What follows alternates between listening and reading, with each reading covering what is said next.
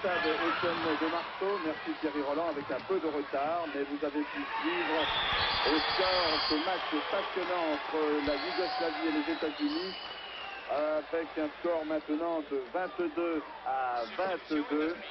Et c'est pratiquement incroyable, puisque depuis maintenant une dizaine de minutes, le score ne cesse d'aller d'un camp à l'autre. 10 à 10, 10-12, 12-10. 12-12, 14-12, c'est une course-poursuite et l'on peut dire que les Américains, pour l'instant, sont sérieusement accrochés. Comment peut-on expliquer cette première partie? Eh bien, peut-être en considérant le score que chacune des deux équipes, celle de Phil Forbes, que vous voyez en ce moment, la grande vedette de ces Jeux de Montréal en ce qui concerne le basket, eh bien, les États-Unis ont battu hier Porto Rico par un seul point d'avance, 95 à 84, alors que les Yougoslaves ont gagné, eux, de leur côté, beaucoup plus confortablement, par 84 à 63. Peut-être difficile de se fier uniquement et totalement à la ligne, mais il faut avouer que ce soir, dans ce groupe B, c'est la rencontre la plus importante entre les deux meilleures équipes du groupe B, qui regroupe donc outre les États-Unis et la Yougoslavie, la Tchécoslovaquie, l'Italie et Porto Rico. L'Italie qui cet après-midi a battu les Tchécoslovaques par 79 à 69. On ne s'attendait pas peut-être à trouver autant de résistance pour l'instant dans cette première mi-temps de la part des Yougoslaves. Tant les Américains avaient fait une très très forte impression à l'occasion de leur première rencontre devant l'Italie. Avec une défense très agressive, des interceptions aussi, et puis les accélérations données la plupart du temps par Phil Forbes, ce jeune étudiant de Rocky Mount de la Nouvelle-Caroline, qui n'a que 20 ans et qui est incontestablement le meneur de jeu de cette équipe des États-Unis.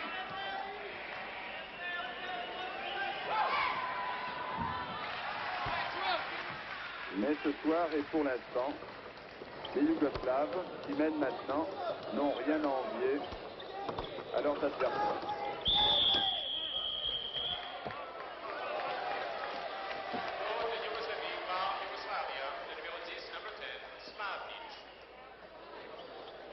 Les Yougoslaves, que vous le savez, ne sont pas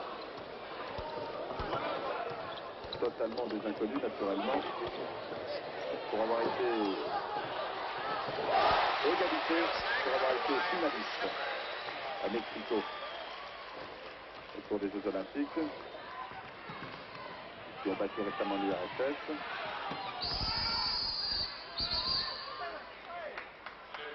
Le panier sera refusé avec une faute au préalable. Quant aux Américains, leur seul véritable objectif est bien fait de reconquérir le titre de champion olympique. Ils ont perdu de façon assez litigieuse il y a 4 ans à Munich, d'un seul point devant l'URSS.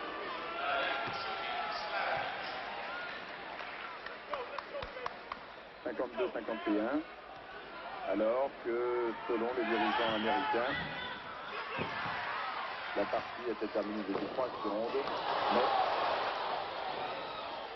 aujourd'hui, M. Krieger est illégué au moment. Je crois que l'arbitre accorde le point et en même temps donne une pénalité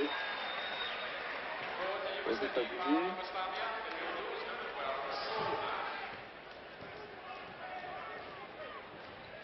Tandis que Phil Forbes repart à l'attaque.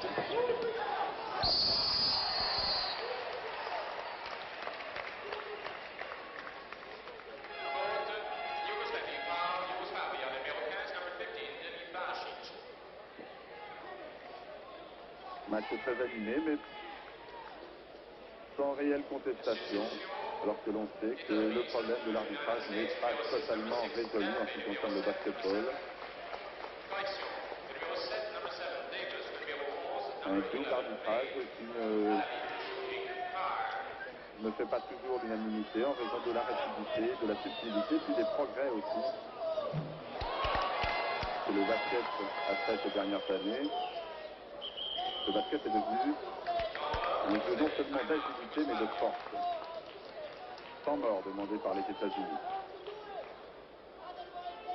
Est-ce que cette fois-ci, Dean Smith, le coach américain, va changer complètement son 5, comme il a eu l'occasion de faire à 3 reprises dans le match contre l'Italie.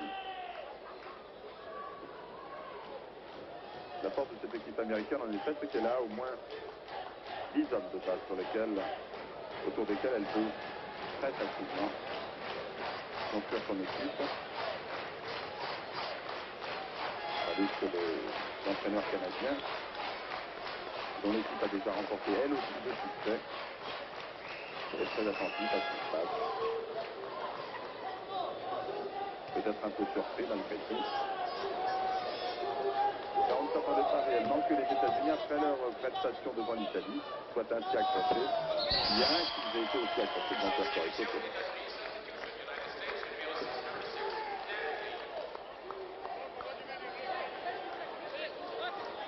Adrien Danilo, parmi les meilleurs marqueurs de cette équipe des États-Unis, numéro 6 américain.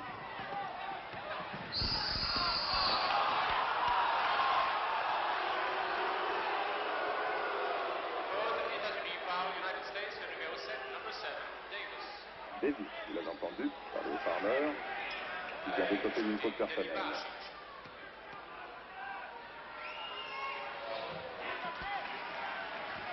Les Yougoslaves ont été pour l'instant beaucoup plus heureux que leurs adversaires dans leur tentative. Le pourcentage en ce moment est en faveur de la Yougoslavie.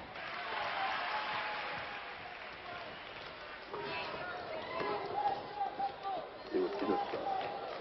4 points. Pratiquement à la mi-parcours de ce premier temps.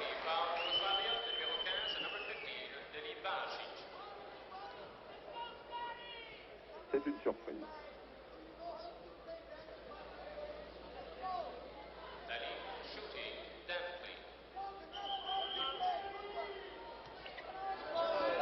L'URSS va jouer contre le Canada tout à l'heure, à 3 h du matin, heure de Paris. Et jusqu'à présent, elle a obtenu elle aussi 2 victoires très faciles sur le Mexique et le Canada.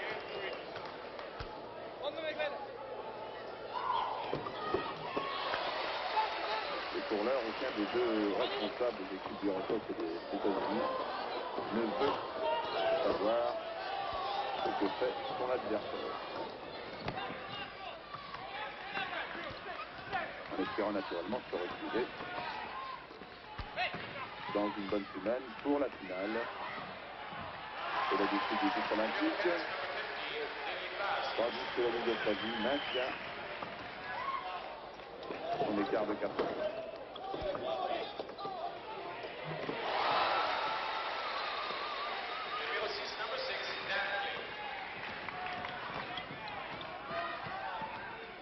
« 31-29. Nous reviendrons pour suivre en direct, toujours à la salle Étienne Desmarceaux. Ce Yougoslavie-États-Unis qui donne encore tout ce qu'il promet. Et nous allons rejoindre dans un instant Thierry Roland à la piscine olympique.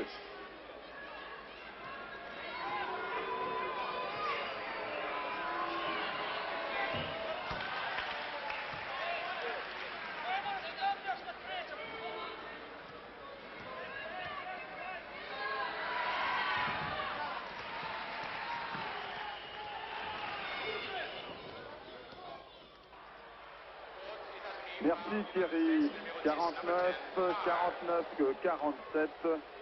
Vous constatez donc que dans ce Yougoslavie-États-Unis de basketball, ici à la salle Étienne Desmarceaux, la tension est toujours la même. C'est maintenant 50-47. Les Yougoslaves mènent toujours devant les États-Unis.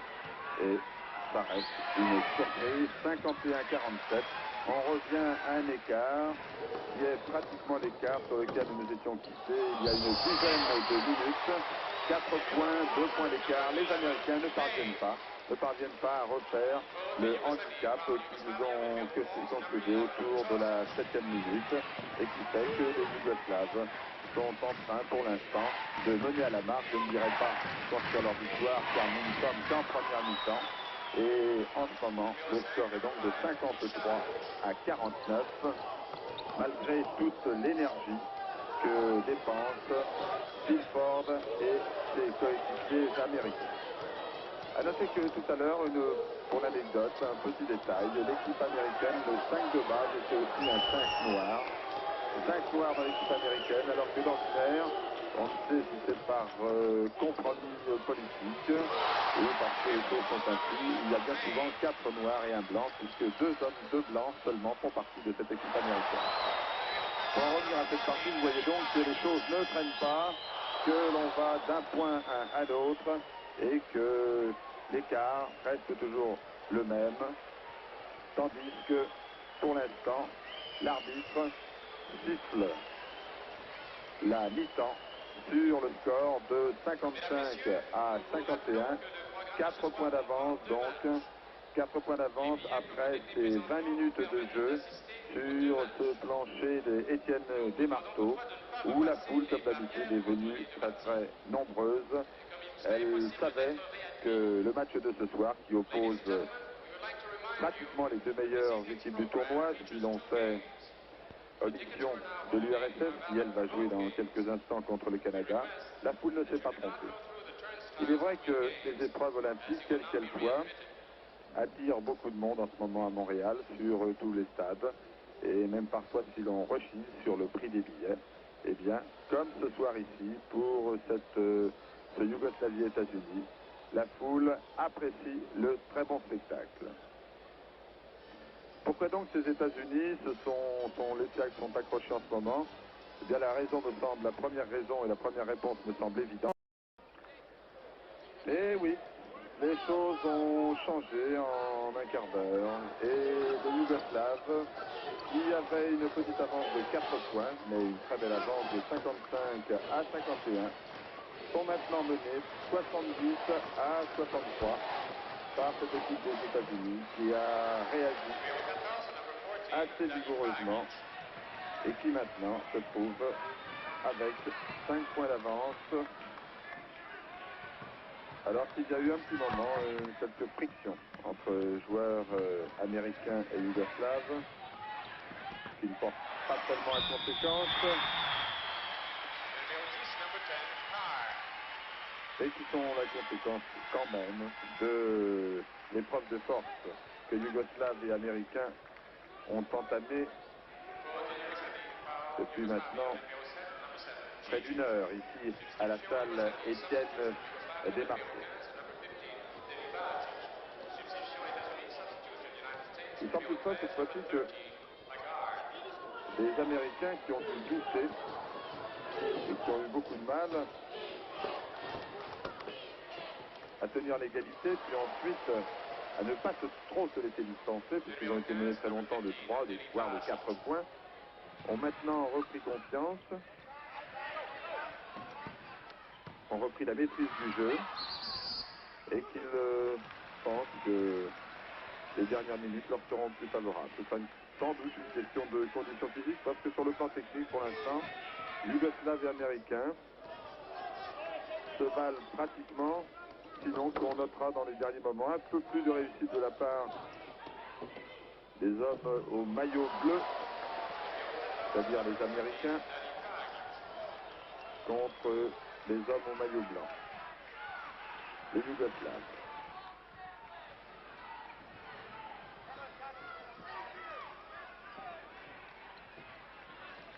« 7 minutes de jeu seulement au temps réel dans cette deuxième mi-temps. Il nous reste donc encore 13 minutes, c'est-à-dire au moins 25 minutes avant la fin de cette rencontre.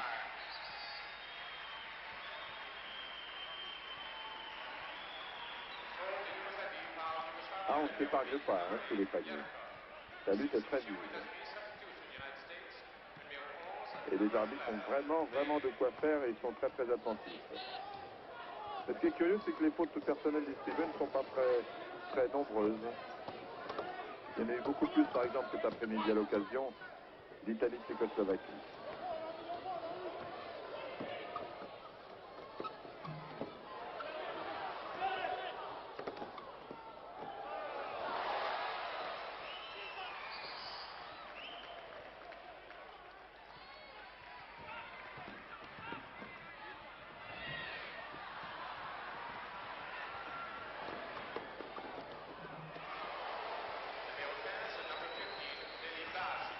Delibashi Mirza, un des meilleurs marqueurs de cette équipe yougoslave. Vous avez vu à l'instant avec quelle facilité, que ce soit du côté des Bleus américains ou blancs yougoslaves, on parvient presque au-dessus du panier. C'est-à-dire que la moyenne dépasse largement les 2 mètres et ceux qui ne mesurent pas 2 mètres sont l'exception. Une faute personnelle pour Thomas Lagarde. Et la fin de la rencontre pour Lagarde, puisqu'il a écopé de sa 5e faute et que le petit bouton rouge s'allume sur le panneau qui relève les fautes personnelles.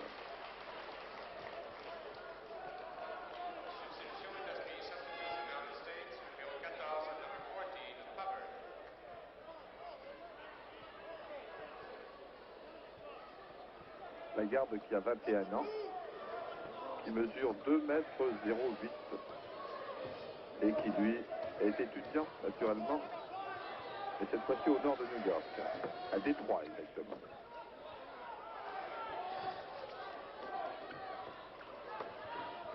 Vous savez que depuis que les Jeux Olympiques existent en basketball, depuis 24 ans, la couronne a toujours été américaine, sauf à Munich, où elle est allée aux Soviétiques.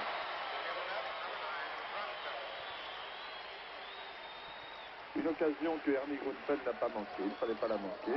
L'avance des États-Unis, 76 à 71, se stabilise, ce qui semble vouloir dire ce que nous remarquons il y a un instant, que les États-Unis sont serrés très près, mais qu'ils tiennent le match en main, alors que leur vedette Phil Ford est pour l'instant sur le banc de touche.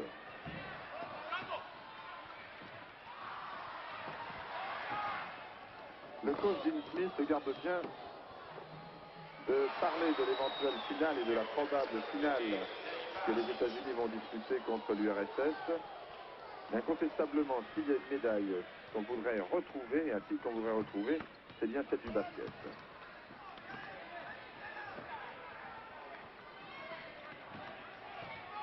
Parce que les Américains considèrent qu'à Munich, ils ont perdu le titre sur un coup vraiment litigieux. Pour eux, pour les joueurs du champ à Munich, la partie était terminée. Pour les chronométreurs, il restait, paraît-il, encore 3 secondes. Et ce sont 3 secondes qu'un joueur soviétique a mis à profit pour donner la victoire 51-50 à l'URSS et le titre olympique. Et cela, les Américains ne l'ont pas oublié. Mais cela fatigue peut-être un peu pour cette 3e rencontre en 6 jours. Les Américains font une partie inégale. Ils retrouvent la précision du geste par quelques occasions, je dirais presque par parenthèse ce soir. Et en revanche, ils alternent la défense individuelle. Parfois le pressing, mais c'est inégal. On ne retrouve pas l'équipe des États-Unis qui avait démarré en fanfare devant l'Italie ce soir. Il y a sans doute une raison évidente, c'est la valeur de cette équipe yougoslave, peut-être la meilleure d'Europe en ce moment. Substitution Yougoslavie, substitution Yugoslavia, le numéro 5, number 5, Ishanovic. Substitution États-Unis, substitution United States. Et Slavnik qui sort pour les Yougoslaves. Et je dirais que pour les Américains, eh bien c'est Phil Ford. C'est la vedette Phil Ford. On en parle beaucoup à Montréal. Il est vrai qu'il a fait forte impression au cours de sa première prestation. Aussi contre Puerto Rico hier.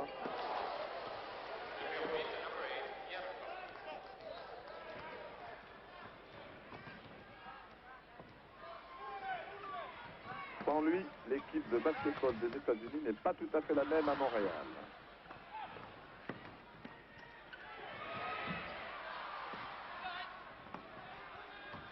Enfin, pour l'instant, et j'ose espérer que nous pourrions peut-être revenir en fin de partie pour ceux qui ont bien voulu rester avec nous à une heure aussi avancée de la nuit.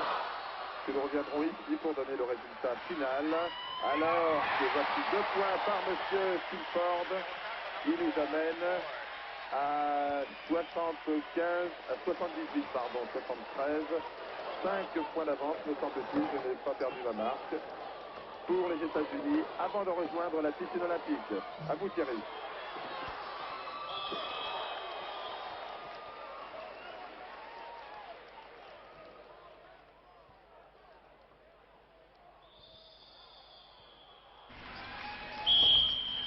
Les dernières secondes de cette rencontre qui, en vérité, grâce à nos amis de la télévision canadienne, nous revoyons avec un léger différé les dernières secondes alors que la rencontre est terminée maintenant et que les États-Unis l'ont emporté de 19 points, 112 à 93. Un score qu'on n'aurait pas osé imaginer à la mi-temps, puisque vous savez qu'à ce moment-là, c'est la Yougoslavie qui menait de 4 points devant les Américains, 55 à 51. Eh bien, il faut maintenant rendre justice à cette équipe américaine qui a été bloquée, sérieusement contrariée, pendant près de une demi-heure, 30 minutes de temps de jeu réel au basketball, alors qu'il y en a 40 au total, vous le savez. Pendant une demi-heure, les Américains n'ont pas su comment contourner leur adversaire, et puis, soudainement, la fatigue sans doute aidant, le brio des Américains faisant le reste, les Américains ont pris le large irrésistiblement pour arriver au score que vous voyez au bas de votre écran, 112 à 93. Troisième victoire pour les États-Unis, première défaite pour les Yougoslaves qui ont montré ce soir qu'ils pouvaient nourrir de sérieux espoirs peut-être pour la 3e place, alors que le public ici va rester à la salle Étienne Desmarteaux pour suivre l'autre rencontre de la soirée que les Canadiens attendent, URSS contre Canada. Je vous remercie d'être resté aussi longuement et attentivement avec nous pour ces transmissions en direct avec l'équipe d'Antenne 2.